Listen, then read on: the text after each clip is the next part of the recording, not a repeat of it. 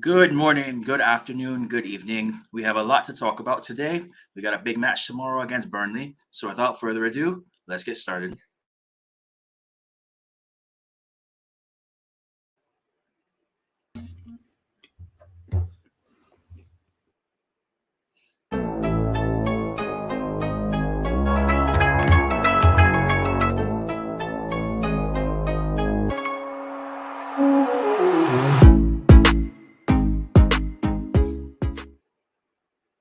Well, hello everybody. I am your host today, Devin, and welcome to the United Hour. We have a big match tomorrow going on against Burnley, a must-win today. And today we have some very dynamic hosts with us today. So without further ado, we've got Big Phil, we got special guest Kevin, and we have CJ, of course. Hello. Guys, good afternoon. Was How's that everybody doing? You. What's up, afternoon? I'm tired you know? from work. Definitely. I know the feeling as well too. But you know what? Judy calls. So without further ado, let's get started with Ralph's news conference today. What did you all think about the news conference today? Um, the presser. I There's think reason Lindelof is fit and ready to go. yeah, I saw that Tellers and Fred, Tellers Unfortunately, and Tellez and Fred tested positive. Yes. that's a positive, yeah. But Hmm. Lingard and oh, you know what? What I was thinking about it, not really related to the press conference, but the fact that Ralph changed to 4-3-3 is kind of unfortunate that he changed it so late. Not his fault, but Donny left.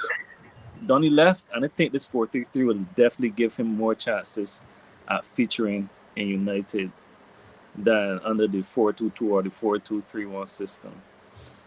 Because now with Fred, we only got like three number eights now. Pogba, Fred, Hmm. and Bruno. So we're definitely going to Um, get into that later on with the lineups I as well Scott, too. I Scott as well, dude. We'll definitely go who? over the lineups later on in the show. He's talking about McTominay as well, but we will definitely get into the lineups later on as well too. But for now, we're just going to speak about the press conference so far. And Yeah. so it was. I found it interesting that he had to highlight again the fact that he says there is no issue between Jesse Lingard and him. So I still think the jury is out on that. We'll find out. We can find out tomorrow because he says he's going to be included in the squad along with Edison Cavani. So unfortunately, we now know that Tellez and Fred also tested positive, so they'll be out for tomorrow. But the big thing that the big takeaway that I saw from the press conference personally was that he highlighted that there were 22 chances created, and 10 of them should have been finished or been very close to it, and we just wasted massive opportunities.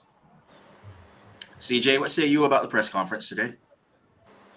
Nothing out of the ordinary with Ralph Ragnick. He was honest. He said what he have to say. I mean, I give him kudos in that he's addressing the problems. Like he addressed how many chances we missed. I mean, a staggering 22. That's pitiful, bro. That real embarrassing. Um, Besides the whole Jesse Lingard situation, I find he's handling it well. He isn't saying that he was nothing that he needs to say. He doesn't need to expand on himself. And personally, I think at the end of the day, Ralph is that guy who just he's being honest with what he wants to do, and he's very straightforward. And personally, I hope he do shoot. I hope he enables shooting drills though, because it, nah, like at 22 chances, bro. Like when I heard 22 chances, I was like, wait, it was 22. Jeez. So yeah, I expect him to make the decisions. I expect him to fill in the Alex Tellers and the Fred problem. It's a bit of a sad thing because Alex Tellers was getting into a groove. He was becoming that that guy in the back we needed. But I like how he gave his whole criticism, not criticism, but his praise to Varane because Varane has been impressive. I mean, although he got limited at game time, the man has been impressive. I mean, although we lost, you can see that he was composed in the back and he led the back line with more confidence than anything. So, aside from that, a normal presser from Ralf Ragnick. I can't complain. So Kevin, he highlighted also Middlesbrough's equalizer on Friday and basically Mhm. stating that although he believes the goal should have been disallowed, United should not have been put in that situation at all. That it was basically he stated that United took time away but not the ball from them. And 8 seconds later, we're outnumbered in the box. Do you have any issues with anything you said there, Kevin, at all? Oh no. People were trying to point out Ronaldo missed a penalty, but we created so many chances. The guy shot himself in the foot by not converting those chances. So I totally agree with Ralph there. And like CJ just said, implement some. Well, we don't know what they're doing in training, but I think when I see the guys practicing on the shooting and training, they're usually practicing with finesse. I hope off the camera, they're trying to practice how to finish scruffy, finish half chances, finish quarter chances. I think they definitely need to put themselves in some uncomfortable positions to learn how to score more, because you're not going to get that many chances to score a finesse chance in the game. Probably 1 or 2 clear chances, but not the amount that they'd be hoping for. But yeah, man, I totally agree with Ralph, man. He's been spot on. I like his handling of the Jesse situation and Marshall situation. Actually, because of these 2 situations, I would say my respect for Ryan definitely skyrocketed, because people were trying to blow them out of proportion. But I think he's not sugarcoating anything. He says what he understands, and then he's saying he comes out and he backs the players. Like he said today, Jesse has been 100% professional. Him and Cavani, he has no questions about that. So no one can question their professionalism.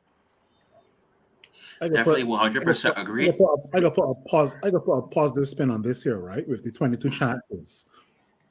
Tell me any other fixture in the PL where we've had over 3 to 5 chances in 90 minutes. I can wait. I can't think of any other match where we had over 5 chances in 90 minutes, right? Now, don't get me wrong. Leeds. Yeah, how earlier was that, right? That was the first match of the season, right? So perhaps Newcastle as well. So yeah, no, don't get me wrong. At least 2 out of those 22 chances have been converted, right? To go back to us conceding, I don't. It's not that how we conceded. It's the way Harry Maguire and Dean Henderson are tapping their hand. I know we're not professional football players, but I was taught from a young age, play to the whistle blow, right? And if that whistle did not blow, you keep on playing, right? And I think that's too much instilled in some of these players, right? Because as soon as they think they see something obvious, the first thing they're going to do is look to tap their hand and look towards the ref, right? If I don't hear that whistle, I'm still playing, right? So it's almost like we shot ourselves in the foot for that goal, right? But you know what? With regards to the Lingard situation, we need him. I hate to say this, but we need him more than ever, because we need as much players as we can to drag ourselves through the Champions League. 100% agreed. I mean, Phil, how much did it hurt to say that, Phil? Hurt me, boy. Yes, Big Phil, Jesse Lingard's biggest fan, definitely now. Oh boy. Caveman can tell you about them many times. Many times, boy. We have wanted this Lingard out, boy. But we need as many players as we can to drag ourselves, because we didn't sign anyone in the transfer window just now, right? Correct. So we need as many players as we can to get us through to hopefully top 4 and to progress in the Champions League. So yeah. I want to give a shout out to President Chad from before. So definitely want to give a shout out to President Chad from before. That was definitely like seeing him, paid attention all the time. If you like what we're doing here, make sure you like, share, and subscribe as well too. Now moving on now to our next opponents. Now we got Burnley coming up. CJ, so what are you expecting now? How Burnley will line up for this match? Are you expecting any big surprises from them? Are you expecting any formation, tactics, anything like that? I expect in the casual Burnley be very aggressive, overload the midfield, just frustrate us, because that's what Burnley like to do. Sean, Dyche football is as rough as his voice. Like, let me be real. That man just play like how they set up his team, like how he speaks. I expect that from Burnley. So big So Big Phil, right now we know pretty much that we're going to expect a typical English side style football, that 4-4-2. What are you thinking that Burnley is going to do this match? You thinking anything different than what is usual or whatnot? Too. I know right now that I am scared right now for any balls played in the box because they just signed that 6'6" man right now to replace Chris Wood. So imagine that going up against Harry Maguire. So what say you, Big Phil? I expect necessary and unnecessary roughness. Right? There are very few players on our team that can handle the roughness. But I'm going to say this right now: most of our players can't handle rough football. CR can't handle it. Bruno can't handle it. And just in the other players, I know Scott for sure can handle it. Pogba, if he starts, can handle it. If Fred was playing, Fred couldn't handle it, right? So if we can nick or One Love at Turf Moor, I'd be satisfied with that, right? Because the way how Sean Dyche started his team is to be aggressive. But what I also like about Burnley is that Burnley doesn't try anything out of the ordinary. They know what their players are good at. They know what the players are capable at. If we follow a Burnley player from like 120 yards out, guaranteed they're going to send all the guys to the ball. Long ball, right? They're not gonna look to play around the football like a Liverpool or Man City, right? They know their strengths, right? And their strengths is what have kept them up over the last couple of years, right? So looking forward to the match. 7:30 in the morning. Got to wake up early, and hopefully we can get this One Love win. Hopefully so, Kevin. Right now, so Big Phil was alluding to it just now. Expecting a lot of long balls, very little possession from Burnley right now, which means that we're going to have a lot of the ball in this match. What are you expecting us to do in this match to break down Burnley? I'm hoping Cavani features. You know what? I think Ralf. You can see Ralph's philosophy starting to play out more, especially with the counter pressing. It's going to be interesting without Fred's energy. At the same time, Burnley, they don't progress the ball across the ground that much. It's straight long balls, straight 4-4-2. This is some old throwback English type, pragmatic, fundamental football.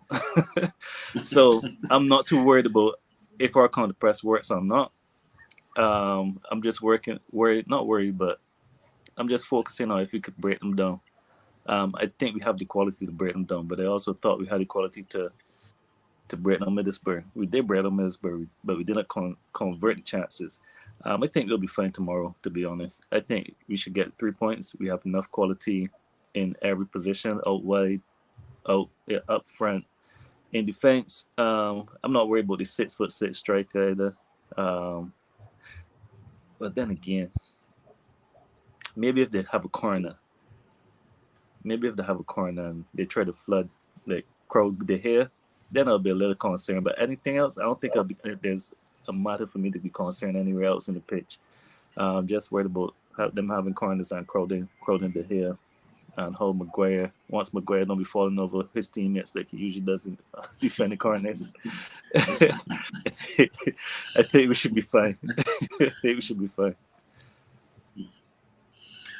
So, Big Phil, Dwight McNeil from Burnley right now, I think he's either number 1 or number 2 in the league right now for accurate crosses in the box. How do we stop those crosses from coming in? Because the last thing we need is that tall man in there getting a free header look on goal because Maguire left him alone or couldn't body him properly. You said he's number 1 or 2 for sending in crosses or being accurate crosses into the box in the league. Even more than James Ward-Prowse? Yes. Damn. Okay. Now we got something to worry about then. Because if this guy is more accurate than James Ward-Prowse, then well. I am talking about crosses into the box, not about free kicks or anything like that. Just deliver it to the man in the box too. Yeah. I'd rather Varane speak up in English, obviously, and command the box, right? Because Harry Maguire, I don't think is great at that, right? We've seen too many times where Harry Maguire he loves to put up his hand towards the linesman first and to put up his hand towards our players to say, you know what, get back, or make sure that when this player is in a specific position, you don't play them onside, right? So with regards to the McNeil guy, um, not too worried. I would get more worried, let's say in the first, I don't know, 15 minutes, if McNeil is winning all of is sending the ball and somebody from Burnley is winning all of the headers, right? That's when I will start to get worried, right? What would be more worrying is that if we go a goal up and Burnley just goes towards long balls, that's when I'll start to get more worried, right? But bring on tomorrow's match, and looking forward to see this McNeil guy. So I just want to point out a comment here from Siraj stating that Burnley is a very good team. So I'd like you to elaborate a little bit more on that, because even though they are bottom of the table right now, United typically has a history of absolutely blowing it against these sides. So I do have a little bit of a fear for that. And even though Burnley has only won once in the league this entire season, and I think that in our last 3 times at Turf Moor, we have an aggregate score of 8-0. With the way this side has been playing, you just never know. And so, Siraj, I'd like you to elaborate a little bit more on what your biggest fears are right now for going into tomorrow's match. Why you'd also put that comment up too. But moving on now to our next topic, as Siraj is typing out right now, and speak about our predicted lineups for now too. So I will leave this open to the panel right now. What formation do you see us playing tomorrow? Same 4-3-3, I guess. Okay. Yeah, I'm not seeing the 4-3-3. I'm not seeing the 4-4-2. And it'll be a 4-3-3, and it could somewhat convert into a 4-3-2-1 because we see it at times. So I could see that happening. Nothing different. I definitely have to agree with that comment from Siraj. They definitely are stubborn. They will sit there and they'll be fine with a 0-0 draw. Won't attack that much, but you put a set piece up, yeah, they're coming. They're sending everybody up, and they do have some height in their team. So Showing Dyche football. correct. Definitely agreed 100%. So yeah, I definitely do see a 4-3-3 coming in as well too. Are you all expecting any big changes anywhere on the pitch compared to what we had last match? Nah. Well, with the Alex Tellez, Luke Shaw gonna be there anyway. Yeah, Fred didn't start last game, so probably got to play a whole 80 or 90 minutes. So we'll see. Not really. Well, he could play. He played 60 minutes last game. Yeah. Mate could feature too. Mate in the Yeah, front. Matic actually will be a good Matic. for Burnley. He would. Well, Matic too. Yeah. 4-3-3 for me too. I'm not worried with our midfield because Scott is physical, Pogba is physical, Yeah. Matic is physical, right? I worry kind of like Bruno, right? Because Bruno, when he gets a little kick, it goes down easy, right? Which can be a good and a bad thing in our advantage, right? So They could wind him up. Yeah. Definitely agreed. Yes. Yeah, he can't get frustrated in the game. He really they can't can get win. frustrated because when he gets frustrated, he doesn't play well. But I know for sure, and I hate to say this, CR is going to be frustrated with him the first 20 minutes. Battery high. It's Yeah. funny you say that because I did not even have CR in my starting 11 for this match. I played Cavani in. So if you all don't mind right now, I will show you what my predicted formation is. So I will have a 4-3-3, just like we decided right now, playing David De Gea in goal. On the back, we're going to have Dalot, Varane, Maguire, and Shaw. Obviously, because of the news with Tellez, he's out, so you have to play in Luke Shaw.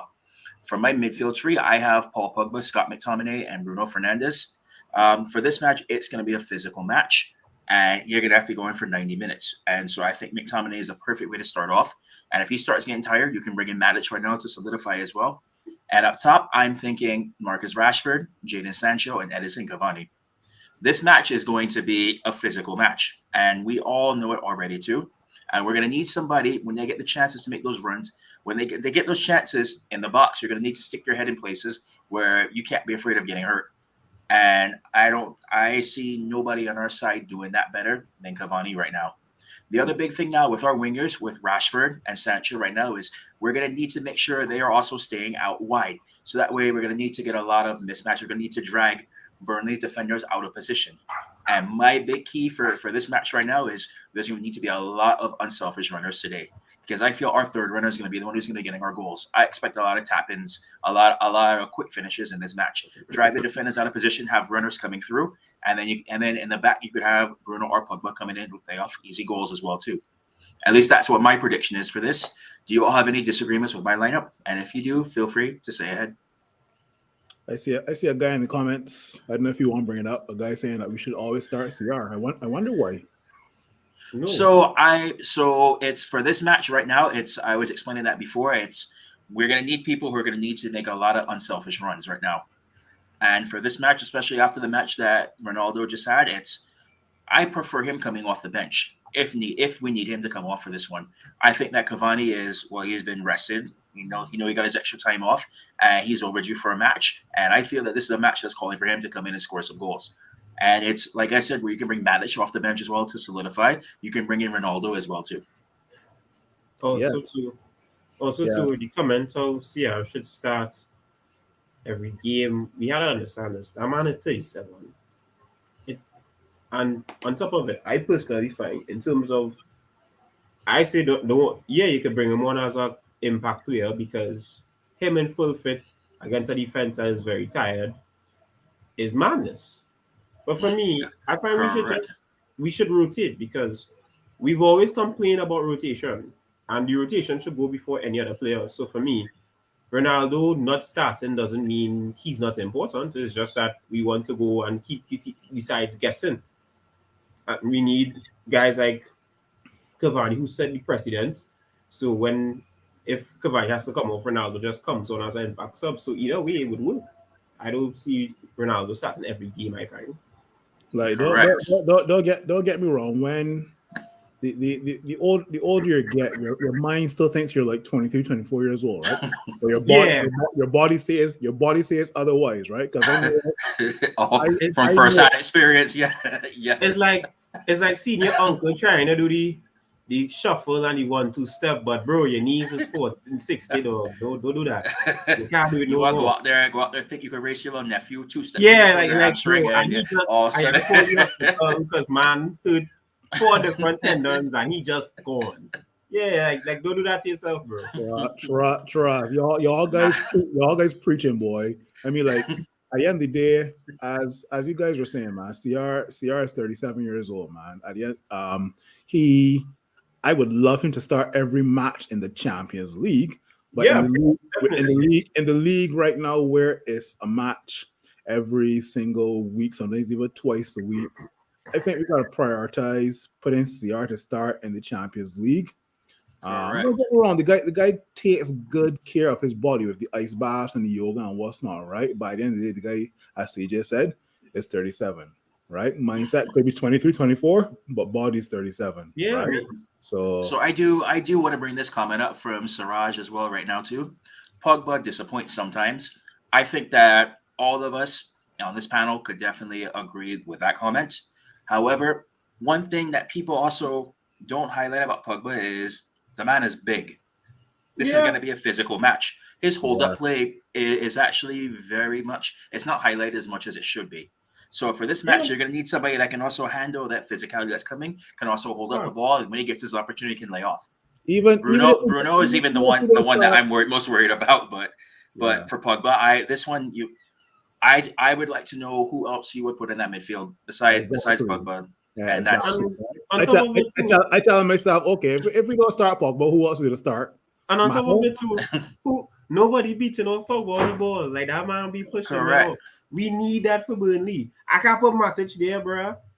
Like bro, he a senior citizen, especially. Like we can't be doing that early in the game. Get Pogba run, like. Yeah. Pogba's still fresh, so.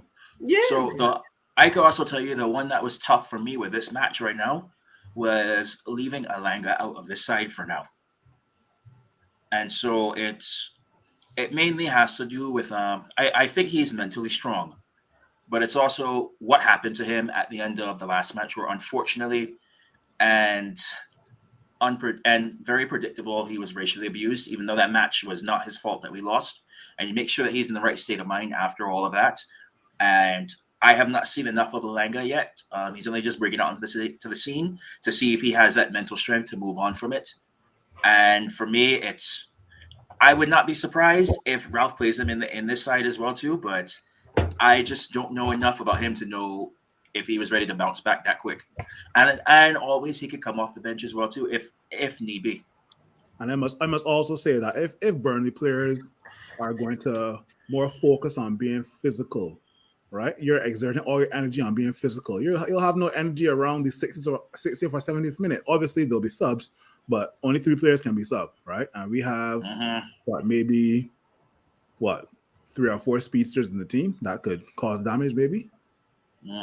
So, which is why I could see, and it's like it's between Sancho, between Rashford. Shoot, you could even put Lingard in there now too for fresh legs to come out and for pace at the end of that match to come out and just see the match off. Once those players have already been exhausted from just being stubborn and just playing that long ball, that kick and I call it kick and run, basically. So from playing that low block kick and run style, yeah. So we shall see, but I expect 3 points in this match. We know what is needed. I'm liking what I'm seeing from Ralph in the press conferences. He tells it how it is. I love the fact that he is so genuine. He doesn't hold back as much. He's very tactical with his responses, and I expect also after the disappointing result and the way how he lost that match on Friday versus Middlesbrough, we can say that we all know that was a clear handball. But let's see you take that frustration out tomorrow now and get these 3 points. I hate to quote Jose Mourinho, but when he managed Real Madrid, and Real Madrid ended up losing that game after missing chances. As you say, I hope he says he feels sorry for the next side who has to now pay for the chances we missed in this game. And I hope we come up with that mentality. Me vex, okay, go and take it out on Burnley, get our goal difference up, get them numbers up.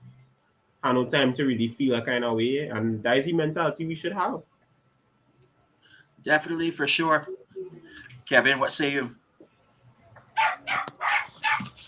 Well, if y'all could hear me over the dogs in the background barking.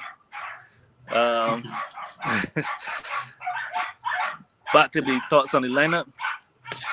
This dogs, man. This neighbor. All right, okay. I can come back to you for the next one, all right? Yeah, come back to me. They feel the same question. Yeah, they're the dogs barking with me, right? With regards to the lineup, yeah, no changes. I would have definitely maybe started Cavani instead of CR. And the chances that we missed in the Middlesbrough game, take them out on Burnley, as CJ said, right? So I still want to nick it 1-1. If we nick it 1-1 and we had about two or three chances, that I can live with that. But I don't want to come back here and we drew 0-0 with Burnley and we had about 10 shots on target and about 9 men hit the post and all this here, right? So don't want that, right? Just give me a 1-1 and let's move on to the next match. CJ, same question. Honestly, I really want the CR7 thing to just be him as an impact player, because we talked in the last game that the greatest player, not the greatest, but one of the greatest players of all time. But we gotta understand this: you're getting up there in age. Change your game. Look at Cavani. When Cavani came in, he changed his game. Cavani and PSG and Cavani at United, 2 very different players. But they work. Why? Because he knows his game. He's adapted with age. Ronaldo kind of needs to, instead of being a dynamic runner, he needs to be that guy who uses the fear of him to get players to come off their markers. Look at the West Ham game again in reference. He got 2 men to come off their mark because they were studying him to mark. So for me, I would rather Cavani, but it is what it is. But I just hope CR7 could learn from the last game and make more better runs, not to be the dynamic goal scorer, but just to get in position and see what it is. Yeah, definitely 100% agree with you for that one. It's I still see Ronaldo coming off the bench for this one. I still think this match calls for Cavani. I still think it's been long overdue since we've seen his little bow arrow celebration, which is I think we will see it at least once tomorrow. So time will tell. But Greg B said it correct in the comments that hopefully they had them doing some target practice, some target shooting, because Lord knows it's I expect that we get our one or two opportunities that we'll probably get because of stubborn defense. They better be going through tomorrow. That's all that I know. So Greg B also Yes, I'm stating here that now. Ronaldo has to recognize they're going to target him and adjust his game to suit. So I definitely agree with that for when, in my mind, when he comes off the bench for Cavani. Or the next option could be, depending on how the match is going, maybe you could even change up the formation and have Cavani and Ronaldo on at the same time, and then let the Burnley defenders figure out which one they're going to focus on. 4-4-2. Yeah, It's a possibility as well too. yeah. Right. My answer to the lineup. Yeah, I agree with the lineup. The point that you made about Manil crossing, I think Dallo is gonna have a good test tomorrow. I can't recall if he's came up against any one of those traditional wingers who hug the tight line, the byline and get the balls in, get the crosses in. I don't think Dallo has come up against any of those as yet. Assuming that he'll be featuring, it should be a stern test for him tomorrow. Um, Other than that, I think I like the 4-3-3 formation and the 4-4-2 option also. Shoot, y'all want to do 4-2-2? Let's do 4-2-2 also. Cavani and Ronaldo, because Cavani, I can't remember, I was moving around when someone was saying that Cavani, probably CJ, when he was saying that Ronaldo needs to change up his game. Not necessarily, I know. I think it's for the manager to find ways to utilize that player. Ronaldo is very much like a poacher. Um, while Cavani is more active and being a nuisance of himself. Because if you really check it, a lot of goals that we missed last season, Ronaldo is now scoring a lot of those. But no, you have the dependence on Ronaldo has taken away from the dependence on Ronaldo plus the unavailability of Cavani. It has taken away the goals that Cavani was scoring last season. Ronaldo isn't scoring those goals next season, but we do need both types of goals from Ronaldo and Cavani. So it's football, man, is a tricky game. You put a team out there and you just hope that they could do the job. But I would like to see. I really don't care who we get a job done tomorrow. just get it done. Just get it done. Shoot, Lingard can come on and score 6 goals. we don't care. Maguire can have a hat trick from corners. I don't care. But yeah, man, these are good points, man. These are good things to consider. So I do want to highlight this comment right now from Carlton. So he's stating that Father Time has caught up with Ronaldo. He has lost 40 out of 60 aerial duels. We have to modify our approach. Too much of trying to cross the ball. We need to mix it up. Go back through the center of the pitch. So I have to say that I would disagree with some of the things that he said. Too much of trying to cross the ball. I could agree with that right now. What I do think that's going to need to happen in this match, though, is you're going to need to be bringing runners in to overload their 18, and you're going to need to drag their defenders out of position.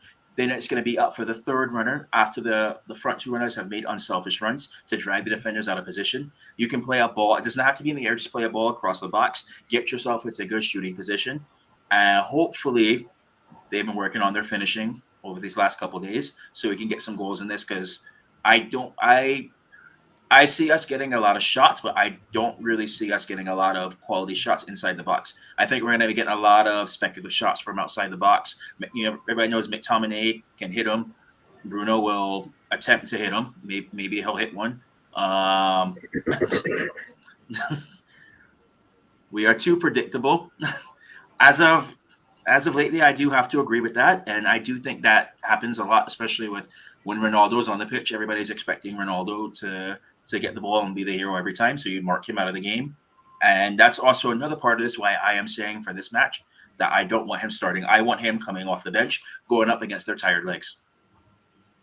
Because then I could really see, then you could actually even try some crosses, because everybody knows Ronaldo could still probably get his head over a basketball hoop. So Yeah. then we could give it a go. Midfielders, our midfielders should take the pressure off of the strikers by taking more shots on goal, right? Because if one of these shots is so powerful that it spills out of Nick Pope's hand, CR is there to poach at home, right? Just remember that, right? So yeah, I can't say I don't want a 30 minute winner again, right? But I definitely want to see us winning this match comfortably, for sure.